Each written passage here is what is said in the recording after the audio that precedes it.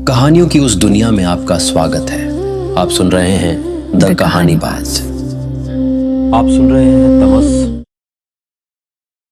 साप्ताहिक सत्संग की समाप्ति से पहले पुण्यात्मा वानप्रस्थिति जी सदा की भांति मंत्र पाठ करने लगे। इस मंत्र पाठ को वो सत्संग रूपी यज्ञ की अंतिम आहुति कहा करते थे। गिने चुने इन विशिष्ट मंत्रों तथा श्लोकों में भारतीय संस्कृति का सार पाया जाता था और वर्षों के आग्रह के बाद वानप्रस्थिति जी ने सभी सभासदों को ये मंत्र कंठस्थ करवा दिए थे। वेदी पर बैठे ही बैठे आंखें बंद कर हाथ जोड़े और सिर नवाकर वानप्रस्थिति जी मंत्रोच्चारण करने लगे। सर्वे भवन्तु सुखिनः, सर्वे सन्तु निरामयाः, सर्वे भद्राणि पश्यन्तु मा कश्चित् दुख भाग भवेत्। सारे सत्संग में अकेले वानप्रस्थिति जी ही थे जो संस्कृत के ज्ञाता थे। उन्होंने सभी वेद वेदांग पढ़ रखे थे, इसलिए जब वो पढ़ते तो कभी उच्चारण में भूल नहीं होती थी, बल्कि लगता एक एक शब्द पूरी समझबूझ के साथ दिल की गहराइयों में से निकल रहा है। उपनिषद के श्लोक के बाद उन्होंने गीता के 2 श्लोक पढ़े। आपूर्यमाणम अचल प्रतिष्ठम। सभासद साथ साथ गुनगुनाने लगे। कुछ लोग उच्चारण में पीछे छूट गए। इस कारण वानप्रस्थिति जी के पढ़ चुकने के बाद भी सभा में से कुछ देर तक गुनगुनाती आवाजें आती रहीं। अंत में शांति पाठ हुआ और सारा हॉल पुरुष स्त्रियों के कंठ से गूंजने लगा, क्योंकि शांति पाठ का मंत्र सभी को कंठस्थ था। ओम घौ शांति पृथ्वी शांतिरपा, शांति रोषध्य, शांति वनस्पति। सचमुच ऐसा जान पड़ने लगा जैसे शांति का लौकिक प्रभाव वायुमंडल में छाने लगा है। चारों ओर शांति व्यापने लगी है और इन मुक्त कंठों से निकलने वाली शांति की ध्वनि घर घर तक पहुंच रही है। अंतिम आहुति में सचमुच सभी को बड़ा आनंद आता था। मंत्रोच्चारण के बाद एक प्रार्थना का गीत गाया जाता और उसमें भी समस्त चर अचर जगत के सुख की कामना की जाती। ताली बजा बजा कर वानप्रस्थिति जी गा रहे थे, सब पर दया करो भगवान, सब पर कृपा करो भगवान। पुण्यात्मा जी के आग्रह पर सत्संग में परंपरागत आरती का गायन बहुत कम कर दिया गया था, क्योंकि उसमें मैं मूर्ख खल कामी जैसे शब्दों का प्रयोग किया गया था जो वानप्रस्थिति जी के विचारानुसार हीन भावना पैदा करते थे। उसी तरह किन्हीं खन्ना जी का लिखा हुआ वो गीत भी निकाल दिया गया था जिसमें हम सब ही पुत कपुत तेरे की चर्चा की गई थी, जो वानप्रस्थिति जी को मंजूर नहीं था। अंतिम आहुति समाप्त हुई। इसके बाद सभा को विसर्जित हो जाना चाहिए था, परंतु सभासद बैठे रहे क्योंकि मंत्री जी को कोई ज़रूरी सूचना देनी थी। मंत्री जी उठे, पर उठकर उन्होंने केवल इतना ही कहा कि सभा विसर्जन के बाद अंतरंग सभा के सदस्य कृपया बैठे रहें, एक ज़रूरी विषय पर विचार करना है। इस ज़रूरी विषय के बारे में भी सभासदों को खटका पहले से था। वानप्रस्थिति जी के भाषण में भी बार बार इस विषय का संकेत मिलता रहा था, यहाँ तक कि प्रवचन देते समय वानप्रस्थिति जी स्वयं अत्यधिक विचलित और भावोद्वेलित हो उठे थे। उनका चेहरा तमतमाने लगा था और होंठ भड़बड़ाने लगे थे, विशेष रूप से जब उन्होंने आवाज़ ऊंची उठाकर मर्मभेदी आवाज़ में ये पंक्तियां पढ़ी थीं। फैलाए घोर पाप यहाँ मुसलमीन ने, नेमत फलक ने छीन ली दौलत ज़मीन ने। इसलिए सभी लोग जानते थे कि अंतरंग सभा किस विषय पर विचार करने जा रही है। अंतरंग सभा की बैठक शुरू हुई। मंत्री जी ने, जो दुबले पतले किंतु बड़े जोशीले सज्जन थे, नगर की बिगड़ती स्थिति का ब्यौरा दिया। कुछ उड़ती अफवाहों की भी चर्चा की। मस्जिद के सामने पाई गई सुअर की लाश का भी जिक्र किया। ये भी बताया कि जामा मस्जिद में लाठियां, भाले और तरह तरह का असला बहुत दिनों से इकट्ठा किया जा रहा है। नगर की स्थिति का ब्यौरा देने के बाद मंत्री जी के विषय पर गंभीरता से विचार करने और अपने सुझाव पेश करने का अनुरोध किया। यहाँ पर बैठना उचित नहीं है। आवाज़ वानप्रस्थिति जी की थी, जो वेदी पर बैठे अपना हाथ उठाकर बड़ी गंभीरता से कह रहे थे, इस विषय पर किसी दूसरी जगह बैठकर विचार करना चाहिए। और वानप्रस्थिति जी वेदी पर से उतर आए और मंदिर के पिछवाड़े की ओर हो लिए। अंतरंग सभा के सभी सदस्य भी उनके पीछे पीछे जाने लगे। मंदिर के पिछवाड़े से सीढ़ियां चढ़कर वानप्रस्थिति जी सभी को एक छोटे से कमरे में ले गए जहां मंदिर का साज सामान रखा रहता था और कुछ एक कुर्सियां और बेंच रखे रहते थे। सभी लोग के बैठ जाने पर पुण्यात्मा जी धीर गंभीर आवाज में बोले, सबसे पहले अपनी रक्षा का प्रबंध किया जाना चाहिए। सभी सदस्य अपने घर में एक एक कनस्तर कड़वे तेल का रखें, एक एक बोरी कच्चा पक्का कोयला रखें। उबलता तेल शत्रु पर डाला जा सकता है, जलते अंगारे छत पर से फेंके जा सकते हैं।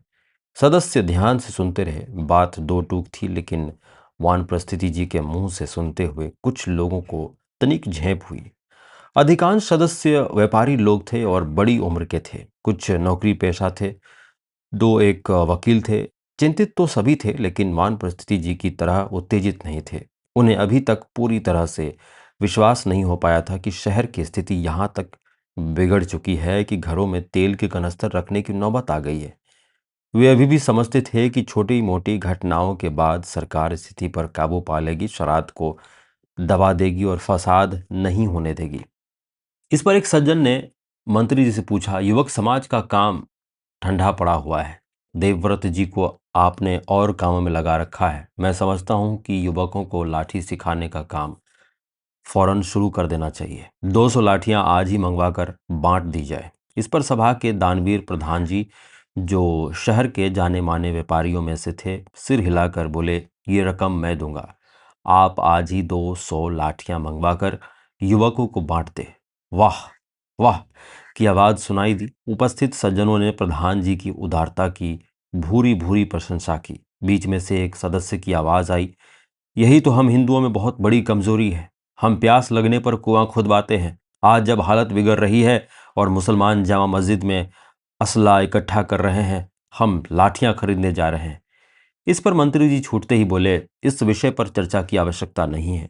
युवक समाज पूरी तरह से सक्रिय है और इस और पूरा पूरा ध्यान दिया जा रहा है। स्वयं वानप्रस्थिति जी तन मन के साथ इस काम में रुचि ले रहे हैं। पठन पाठन और हवन यज्ञ के अतिरिक्त वानप्रस्थिति जी हिंदू संगठन के पुण्य कार्य में बड़ी लगन के साथ काम कर रहे हैं। लेकिन प्रधान जी के सुझाव का मैं स्वागत करता हूं। उनकी उदारता के ही बल पर हमारे अनेक काम संपन्न हो रहे हैं। हमें अपनी तैयारी में कोई कमी नहीं आने देनी चाहिए। तभी बाहर से आए सज्जनों में से एक वयोवृद्ध सज्जन, जो देर से अपनी छड़ी पर ठुड्डी रखे बैठे थे और जिन्होंने एक एक करके अपनी दोनों टांगें कुर्सी पर चढ़ा ली थी, अपनी पतली तीखी आवाज में बोले, भरावो ये सब ठीक है, पर मैं कहूँगा डिप्टी कमिश्नर के पास जाओ, डिप्टी कमिश्नर से मिलो, पानी भी ना पियो और डिप्टी कमिश्नर से मिलो। ये बखेड़ा यहाँ खत्म होने वाला नहीं है। उससे मिलो और उसे समझाओ कि हिंदुओं की जान माल को बहुत खतरा है। डिप्टी कमिश्नर के पास जाना आवश्यक है जरूर, लेकिन लाला जी, अपनी रक्षा तो अपने हाथों होगी। वानप्रस्थिति जी ने कहा, ओ महाराज, बच्चों को लाठी चलाना जरूर सिखाओ, नेजा और तलवार चलाना भी सिखाओ। सुरमा बन जाएंगे हमारे बेटे, पर सबसे पहले डिप्टी कमिश्नर से मिलाओ। उससे कहो कि शहर में फसाद नहीं होने दे। डिप्टी कमिश्नर का बड़ा दबदबा है, वो चाहे तो चीड़ी नहीं फड़क सकती। आज इतवार है, डिप्टी कमिश्नर नहीं मिलेंगे। मंत्री जी ने कहा, मैं कहता हूं घर पर जाकर मिलो, यही वक्त है। यहीं से कुछ लोग उठकर सीधे डिप्टी कमिश्नर से मिलने चले जाओ। इस पर एक सिख सज्जन ने सूचना देते हुए कहा, मैंने सुना है एक वफ्द पहले से डिप्टी कमिश्नर से मिलने चला गया है। कौन लोग हैं उसमें? उसमें कुछ कांग्रेसी हैं, कुछ लीगी हैं, कुछ शहर के और लोग हैं। थोड़ी देर तक चुप्पी छाई रही। वो वफ्द क्या करेगा? हिंदुओं सिखों को अलग से जाकर मिलना चाहिए। उसे तो ये बताना है कि देखो मुसलमान क्या कर रहे हैं। अगर मुसलमान भी साथ होंगे तो तुम डिप्टी कमिश्नर को क्या कह सकते हो? ये सारा काम कांग्रेसियों ने बिगाड़ा हुआ है। उन्होंने ही मुसलों को सिर पर चढ़ा रखा है। शरारत तो बहुत बढ़ रही है, इसमें तो शक नहीं। एक सिख सज्जन बोले, सुना है एक गाय भी काटी गई है। माई सत्तों की धर्मशाला के बाहर उसके अंग फेंके गए हैं। मैं नहीं जानता कहाँ तक ये खबर ठीक है, लेकिन सुनने में जरूर आया है। इस पर वानप्रस्थिति जी का चेहरा तमतमाने लगा और उनकी आंखों में खून उतर आया, पर वो कुछ बोले नहीं। चुपचाप अपनी उत्तेजना को दबाते हुए मौन बैठे रहे। गौवध हुआ तो यहाँ खून की नदियां बह जाएंगी, मंत्री जी उत्तेजित होकर बोले। कुछ देर तक सभी चुप रहे। अगर ये बात सचमुच ठीक है तो उसके पीछे गहरी शरारत है। मुसलमान जो ना करे कम है। इस पर शहर के हिंदू सिखों को व्यापक रूप से संगठित करने, आत्मरक्षा की साक्षी योजना बनाने के लिए सुझावों पर विचार किया जाने लगा। मोहल्ला कमेटियों की क्या स्थिति है? एक सज्जन ने पूछा। यहाँ मोहल्ला कमेटियाँ बनाना बड़ा मुश्किल काम है। सभी मोहल्लों में मुसलमान घुस बैठे हैं। ये शहर की ही इस बेढब्बे से बना है कि हर मोहल्ले में हिंदू भी रहते हैं और मुसलमान भी रहते हैं। मोहल्ला कमेटियाँ क्या बनाओगे? हर बात की खबर मुसलमानों को ही होती है। 1926 के फसादों के बाद 2-3 मोहल्ले ऐसे बने हैं जिनमें हिंदुओं ने आंखें खोलकर मकान बनाए हैं, जैसे नया मोहल्ला, राजपुरा आदि, जो अलग से हिंदुओं सिखों के हैं, वरना सभी में मुसलमान घुसे हुए हैं। मोहल्ला कमेटियों के बारे में देर तक गंभीरता से विचार हुआ। एक उप समिति भी बनाई गई जो फौरन इन मोहल्ला कमेटियों के साथ संपर्क स्थापित करे। ऐसी योजना पर भी विचार किया जाने लगा कि खतरे के वक्त ये संपर्क कैसे कायम रहे। तभी एक वयोवृद्ध सज्जन ने सुझाव दिया, शिवालय पर लगे घड़ियाल की जांच भी करवा लीजिए। क्यों, उसे क्या हुआ है? यूं ही, एहतियात के लिए। रात के वक्त ही खतरे की घंटी बजानी पड़ जाए, कम से कम वो काम तो करता हो। या ना हो कि रस्सी खींचो तो रस्सी ही टूट जाए, घड़ियाल ही ना बजे। शहर के ऐन बीचों बीच एक टीले पर स्थित शहर का पुराना मंदिर था। उसी को लोग शिवाला कहते थे। आसपास दुकानें थीं। वहीं पर मंदिर के ऊपर ये घड़ियाल भी किसी ज़माने में लगाया गया था। अरसा भी तो बहुत हो चुका है। वे वृद्ध कह रहे थे 1927 में लगवाया था, या शायद इससे भी पहले। इस पर एक सज्जन के मुंह से सहसा निकल गया, ना ही बजे तो अच्छा है, भगवान कभी ना बजवाएं। इसी भाव ने हमें कायर बना दिया है। वान परिस्थिति जी तुनक कर बोले। बात बात पर खतरे से डरना, इसी कारण मलेच्छ हमारी खिल्ली उड़ाते हैं, हमारे युवकों को कराड़ और बनिया कहकर पुकारते हैं। लोग फिर चुप हो गए। धारणाएं जरूर सभी उपस्थित लोगों की एक जैसी थी, लेकिन वे वान परिस्थिति जी की भांति उत्तेजित नहीं थे। वे भी मानते थे कि मुसलमान शरारत करेंगे, लेकिन वे ये भी नहीं चाहते थे कि फसाद फूट पड़े, क्योंकि इससे सचमुच हिंदू सिखों की जान और माल को खतरा था। दूर तक उपायों और साधनों पर विचार होता रहा, रक्षा संबंधी उपायों पर भी और फसाद को रोकने के उपायों पर भी। अनेक सुझाव पेश किए गए। मोहल्ला कमेटियां बनाई जाएं, वॉलंटियर कोर बनाए जाएं जो शहर के सभी हिंदुओं सिखों के संगठनों के बीच संपर्क रखे।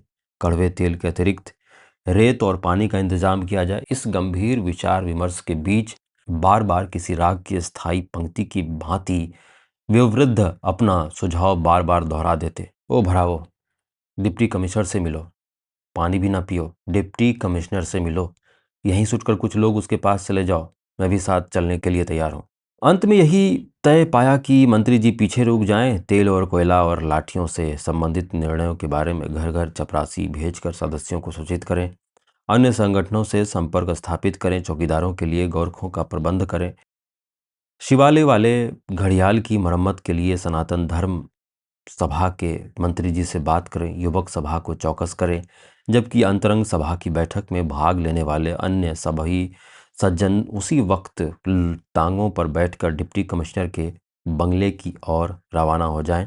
वान परिस्थिति जी को छोड़कर, क्योंकि आध्यात्मिक उपदेश देने वाले और सफ़ेद बाना पहनने वाले वान परिस्थिति का ये काम नहीं है कि दुनियावी बखेड़ों में गृहस्थियों के पास घसीटते फिरे। घर पर पहुंचे तो दानवीर प्रधान जी को पता चला कि बेटा घर पर नहीं है। उनका माथा ठनका कि कहीं अभी से उस आंधी की लपेट में तो नहीं आ गया जो इस शहर में उठने वाली है। जिस समय वो घर की ओर लौट रहे थे, उसी समय रणवीर अखाड़ा संचालक मास्टर देवव्रत के पीछे पीछे शहर की तंग गलियों में से एक गली के बाद दूसरी गली पार करता हुआ चला जा रहा था।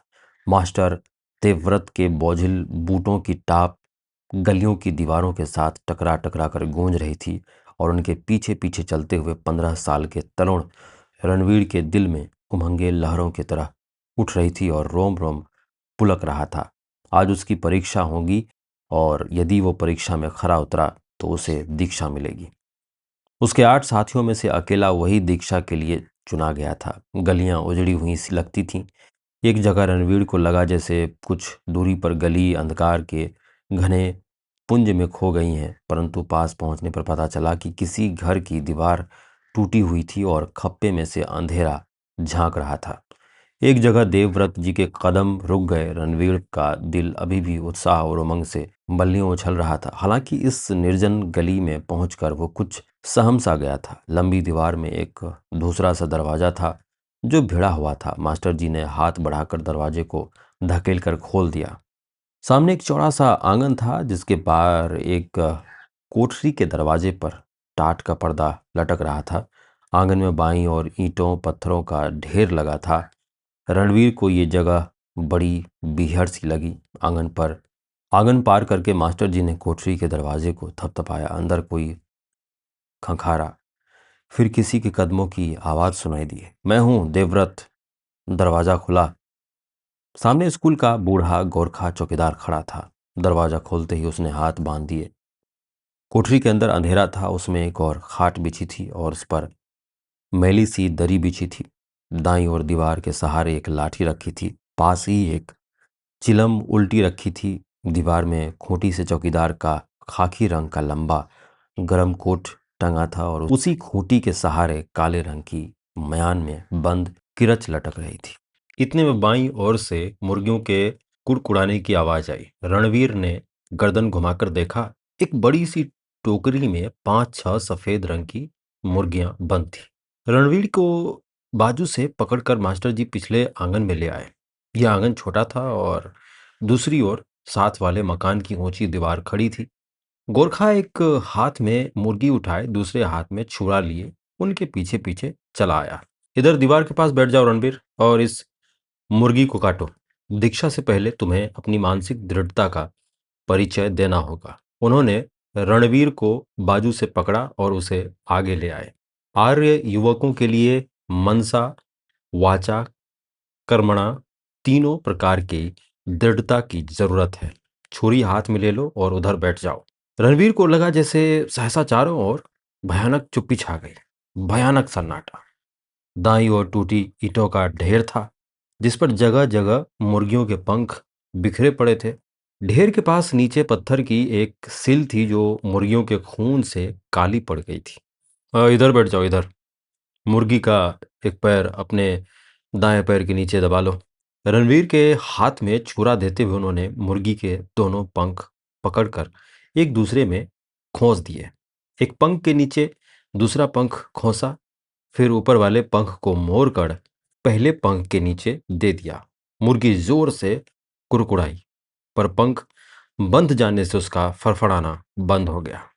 लो पकड़ो, मास्टर जी ने कहा और रणवीर के पास बैठ गए। अब चलाओ छुरी। पर रणवीर के माथे पर पसीना आ गया और उसका चेहरा पूरी तरह से पीला पड़ गया था। मास्टर जी समझ गए कि उसे मतली आने वाली है। रणवीर, उन्होंने चिल्लाकर कहा और एक सीधा थप्पड़ उसके गाल पर दे मारा। रणवीर दौड़ा होकर जमीन पर आ गिरा। उसका सिर बुरी तरह से चकरा रहा था। गोरखा अभी भी उसके पीछे खड़ा था। रणवीर को रुलाई आ रही थी और वो बुरी तरह से व्याकुल हो उठा था। लेकिन थप्पड़ खाने से उसकी मतली बहुत कुछ जाती रही थी। उठो रणवीर, मास्टर जी ने डपट कर कहा। रणवीर उठो। रणवीर उठा और बोझिल त्रस्त आंखों से मास्टर जी की ओर देखने लगा। इसमें कुछ भी मुश्किल नहीं है। लो, मैं तुम्हें दिखाता हूं। और उन्होंने मुर्गी का पैर अपने दाएं बूट के नीचे दबाया। मुर्गी की आंखें पहले से मूंदने लगी थीं। मास्टर जी ने उसका गला अपने बाएं हाथ में लिया और छुरी को केवल एक ही बार उसके गले पर फेर दिया। खून की धारा फूट पड़ी। कुछ बूंदें मास्टर जी के बाएं हाथ पर भी पड़ी पर मास्टर जी ने मुर्गी को छोड़ा नहीं। मुर्गी का सिर तो अलग होकर उनके बूट के पास ही पड़ा था लेकिन मास्टर जी बाएं हाथ से उसकी गर्दन की नली को नीचे की ओर दबाए रहे। सफेद सी नली बाहर आने के लिए उछल रही थी जिसे मास्टर जी अपने बाएं हाथ के अंगूठे से दबाए हुए थे। मुर्गी का सारा शरीर कांप रहा था। मास्टर जी जोर से नली को दबाए रहे और कुछ ही देर के बाद मुर्गी का बदन स्थिर हो गया और खून से सने मुट्ठी भर पंख रणवीर के सामने पड़े रह गए। मास्टर जी ने मुर्गी को एक और फेंक दिया और उठकर खड़े हो गए। अंदर से एक और मुर्गी ले आओ, उन्होंने गोरखा से कहा। तभी उन्होंने देखा कि रणवीर ने वहीं बैठे बैठे कै कर दी और दोनों हाथों से अपना सिर पकड़े बैठा हाँफ रहा था। मास्टर जी का मन हुआ कि एक थप्पड़ रसीद कर दें, पर चुप खड़े रहे। थोड़ी देर तक चुपचाप खड़े रहने के बाद धीमी आवाज में बोले, एक और अवसर तुम्हें दिया जाता है। जो युवक एक मुर्गी को नहीं मार सकता, वो शत्रु को कैसे मार सकता है? थोड़ी देर तक हाँफते रहने के बाद रणवीर थोड़ा थोड़ी देर तक हाँफते रहने के बाद रणवीर थोड़ा हल्का महसूस करने लगा। पेट में जो अकुलाहट पैदा हुई थी वो धीरे धीरे शांत होने लगी। 5 मिनट तुम्हें और दिए जाते हैं। इस बीच भी अगर तुम इसे नहीं काट पाए तो तुम्हें दीक्षा नहीं दी जाएगी। और मास्टर जी घूमकर कोठरी के अंदर चले गए। 5 मिनट बाद जब देवव्रत जी कोठरी में से निकल कर आए तो एक मुर्गी दीवार के पास छटपटा रही थी और खून के छींटे उड़ रहे थे। रणवीर अपना दाया हाथ घुटनों के बीच दबाए बैठा था, जिसे देखकर मास्टर जी समझ गए कि मुर्गी ने हाथ पर चोंच मारी है और रणवीर केवल उसे जख्मी कर पाया है, उसकी गर्दन पूरी तरह से काट नहीं पाया। रणवीर बड़ी कठिनाई से मुर्गी को दबोच पाया और जैसे तैसे उसकी हिलती गर्दन पर ही छुरा चला दिया और फिर खून निकलता देखकर ही रणवीर ने उसे छोड़ दिया था।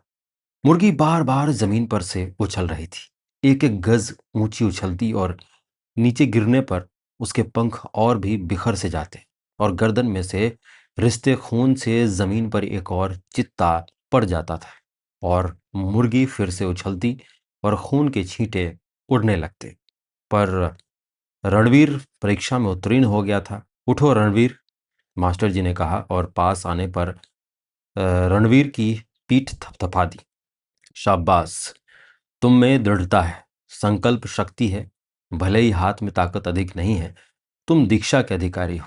कहते हुए मास्टर जी जमीन की ओर झुके और पत्थर की सील पर पड़े खून ने अपनी उंगली भिगोकर रणवीर के माथे पर खून का टीका लगा दिया।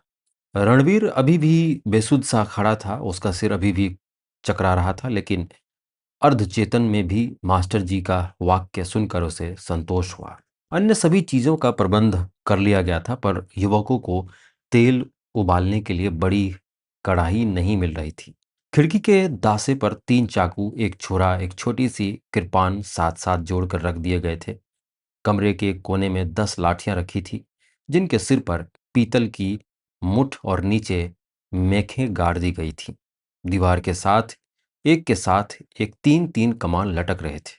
बोधराज लेटकर बाण चला सकता था, शब्दभेदी बाण चला सकता था, शीशे में अक्स देखकर बाण चला सकता था, लटकती रस्सी को निशाना बना सकता था। बाणों के सिर पर लगाने के लिए वो धातु की तिकोन नोकें बनवा लिया था और अपने साथियों से उनकी संभावनाएं बयान कर रहा था। इसकी नोक पर संख्या रगड़ दे तो ये विषबाण बन जाएगा, इसके आगे मुश्क काफूर लगा दे तो अग्निबाण बन जाएगा, जहां चोट करेगा वहीं आग निकलेगी।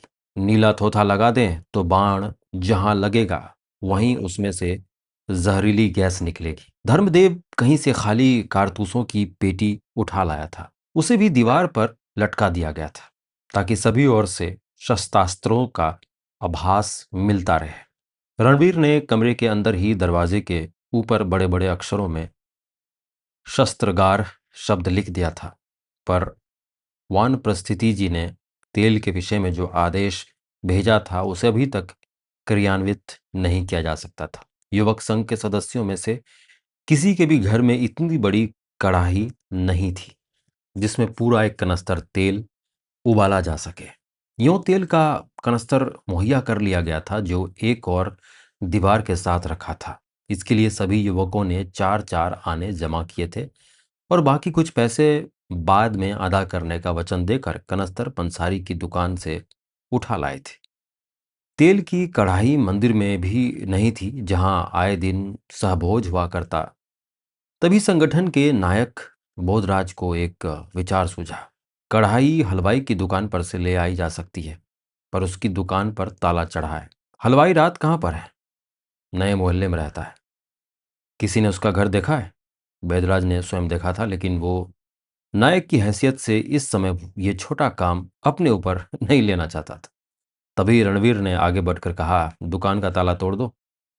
युवकों के बदन में झुरझुरी हुई, परंतु सुझाव समय के अनुरूप था। नायक कुछ देर तक छत की ओर ताकता खड़ा रहा। गुट का संचालन बड़ी जिम्मेदारी का काम है। ताला तोड़ते हुए युवक पकड़ा नहीं जाना चाहिए, किसी की नज़र उस पर नहीं पड़नी चाहिए। नायक कमसरीट के बाबू मस्तराम का बेटा था और स्थानीय कॉलेज में फर्स्ट ईयर में पढ़ता था। मंडली में यही एक युवक था जो जेम्बो वाली फौजी कमीज पहनता था। हाँ, ताला तोड़ दो, मगर ये काम छिप कर करना होगा। कौन ताला तोड़ने जाएगा? मैं जाऊंगा, रणवीर ने आगे बढ़कर कहा। नायक ने रणवीर को सिर से पांव तक देखा और सिर हिला दिया। तुम्हारा कद छोटा है, ताला ऊपर को लगा होगा तो तुम्हारा हाथ भी नहीं पहुंचेगा। नहीं, ताला नीचे लगा है, मैंने देखा है, मैंने कई बार देखा है। रणवीर बहुत बढ़ चढ़ कर बात करता था, नायक को आखरता था, पर लड़का चुस्त भी था, बहुत तेज दौड़ता था, हर काम फुर्ती से करता था। इसमें अनुशासन की कमी थी। नायक मन ही मन जानता था कि रणवीर जैसे भी होगा कढ़ाई ले आएगा, लेकिन वो लापरवाही बरत सकता है, कहीं कोई भूल भी कर सकता है, जिससे मंडली के लिए खतरा पैदा हो सकता है। तुम और धर्मदेव दोनों जाओ, नायक ने अपना निर्णय दिया। लेकिन ध्यान रहे किसी को पता न चल पाए कि तुम ताला तोड़कर कढ़ाई लाए, और उस वक्त जाओ जब सड़क खाली हो, और दोनों एक साथ नहीं जाओ, अलग अलग जाओ। चौराहा पार करने पर ही नाले के पार बाईं ओर हलवाई की दुकान थी। दुकान के पीछे ही रणवीर को कुछ हिलता नजर आया। उसे हलवाई की सफ़ेद पगड़ी नजर आई। तो इसका मतलब है हलवाई आ गया है और दुकान खोलने जा रहा है। पर हलवाई वहीं पर दुकान के पीछे डोल रहा था। क्या बात है, हलवाई वहां पर खड़ा क्या कर रहा है? क्या ये हलवाई ही है या कोई और आदमी, कोई मलेच्छ उसकी दुकान लूटने तो नहीं चला आया? रणवीर ने ध्यान से देखा, हलवाई ही था, अपनी दुकान का पिछला दरवाजा खोल रहा था। सड़क खाली थी। इस समय सड़क यूं भी खाली रहती थी। कोई इक्का दुक्का खोमचे वाला आ जाए तो आ जाए, या कभी इक्का दुक्का तांगा। इस सड़क पर केवल शाम के वक्त की रौनक होती थी। दोनों युवक बारी बारी से सड़क पार कर गए। तुम उसे बातों में लगा लेना, मैं अंदर से कढ़ाई उठा लाऊंगा, रणवीर ने कहा। इसकी जरूरत ही नहीं होगी, वो हमारा हिंदू भाई है, अपने आप दे देगा। मैं उससे कढ़ाई मांगूंगा, तू नहीं मांगना। चल बे चल बौने, तू अपने को समझता क्या है? पीछे की ओर से दोनों युवक दुकान की ओर बढ़े। दुकान का दरवाजा खुला था, पर हलवाई बाहर नहीं खड़ा था। वो जरूर अंदर चला गया होगा। सड़क के किनारे रहते हुए भी दुकान के अंदर अंधेरा था। तेल और घी और मैल से चिकट तख्तों पर मक्खियां भिनभिना रही थी। दुकान के अंदर से समोसों की बू आ रही थी। रणवीर ने अंदर से झांक कर देखा। क्या है? अंदर से आवाज आई। आज दुकान बंद है। दोनों युवक अंदर दाखिल हो गए। एक और को खड़ा हलवाई मैदे का टीन बोरी में उड़ेल रहा था। दरवाजे के बाहर सहसा किसी का चेहरा देखकर ठिठक गया था। आओ आओ, हलवाई ने मुस्कुरा कर कहा। आज कुछ भी नहीं बनाया, मैंने सोचा थोड़ी रसद निकाल कर घर लेता जाऊं। शहर की हवा अच्छी नहीं है। बेटा, तुम्हें भी घर बैठना चाहिए, बाहर नहीं घूमना चाहिए। उठा लो कढ़ाई, रणवीर ने धर्मदेव को हुक्म दिया। धर्मदेव पिछली दीवार के साथ लगी कढ़ाइयों की ओर बढ़ा। जाति की रक्षा के लिए कढ़ाई ले जाई जा रही है, संकट समाप्त होने पर लौटा दी जाएगी। बात हलवाई की समझ में नहीं आई। क्या बात है? कौन हो तुम? किस लिए कढ़ाई की जरूरत पड़ रही है? क्या कोई शादी ब्याह है? पर दोनों में से किसी ने कोई जवाब नहीं दिया। बीच वाली कढ़ाई उठा लो, वो सामने रखिए, रणबीर ने फिर कहा। ठहरो ठहरो, बताओ तो बात क्या है? किधर ले जा रहे हो कढ़ाई? बाद में पता चल जाएगा। उठाओ जी कढ़ाई। वाह, ऐसे भी कोई करता है? ना पूछा ना मांगा, अपने आप कढ़ाई उठा ली। पहले बताओ बात क्या है? कौन हो तुम? तभी रणवीर ने अपने कुर्ते की जेब में हाथ डाला और फिर चिल्लाकर बोला, तुम नहीं दोगे कढ़ाई? और वो उछला। बेशतर इसके कि हलवाई कुछ कहे, उसके दाएं गाल पर खून की धार बह रही थी। एक बार उछलने के बाद रणवीर का हाथ फिर कुर्ते की जेब में चला गया था। हलवाई दोनों हाथों से चेहरा ढांपे पैरों के बल हाय हाय करता बैठ गया। खून की बूंदें बराबर उसके गाल पर गिर गिर कर फर्श पर पड़ रही थी। इस बात का किसी को पता ना चले, वरना कत्ल कर दिए जाओगे। धर्मदेव कढ़ाई उठाए नाला पार कर गया था। रणवीर थोड़ा ठिठक कर उससे थोड़ी दूर पर आने लगा था। रणवीर सोच रहा था, मारना मुश्किल नहीं है, इसे मैं आसानी से कत्ल कर सकता था। हाथ उठाया और बस। हाँ, लड़ना मुश्किल होता है, वो भी जब अगला आदमी मुकाबला करने के लिए खड़ा हो जाए। पर छुरा घोंपकर मार डालना आसान काम है, इसमें कोई मुश्किल नहीं। घर की ड्योढ़ी में पहुंचकर धर्मदेव रुक गया। तुमने उसे मारा क्यों? रणवीर के पहुंचने पर धर्मदेव ने पूछा। उसने हुज्जतबाजी क्यों की? पर धर्मदेव का गला सूख रहा था और जबान हकला रही थी। अगर किसी ने देख लिया होता तो? अगर हलवाई चिल्लाना शुरू कर देता तो? धर्मदेव ने थूक निगल पाने की व्यर्थ चेष्टा करते हुए कहा, हम किसी से डरते नहीं हैं। कर ले जो करना चाहता है। तुम भी कर लो जो करना चाहते हो, रणवीर ने दबंग आवाज में कहा और सीढ़ियां चढ़ने लगा। आज की कहानी में इतना ही। आशा करता हूँ ये उपन्यास आपको पसंद आ रही होंगी। तो इसी तरह बने रहिए हमारे साथ। और ये कहानी पसंद आई हो तो लाइक, शेयर, सब्सक्राइब करना ना भूलें। मिलते हैं अगले एपिसोड में।